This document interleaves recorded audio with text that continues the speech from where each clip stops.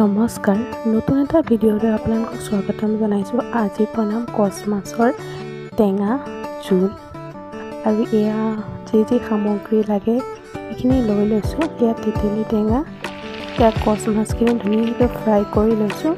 এতিয়া যিখিনি মছলা মই দেখুৱাইছিলোঁ ভিডিঅ'টোত এই গোটেইখিনি মিক্সিত পিচি লৈছোঁ।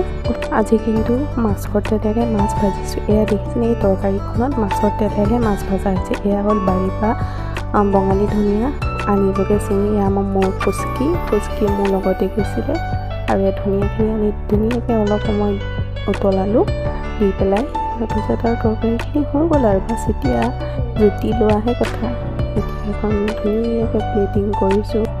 এয়া লৈছোঁ তিহু খাই খুব ভাল পাওঁ আৰু ইফালে লৈছোঁ মই এয়া ভাত কেৰেলা লৈ লৈছোঁ 2 পিচ আৰু ইফালে লৈছোঁ পিঁয়াজ আৰু এইটো চাইডে লৈছোঁ অলপ নেমু টেঙা যদিও অকণমান নেমু ল'লে ভাল লাগে। ইয়াত জলকীয়া এটা লৈছোঁ, জলকীয়া খাব নোৱাৰোঁ যদিও লৈছোঁ আৰু অতি কম সময়তে আৰু চিম্পুল এটা ৰেচিপি আপোনালোকৰ আগত শ্বেয়াৰ কৰিলোঁ। Please like share and subscribe. ধন্যবাদ।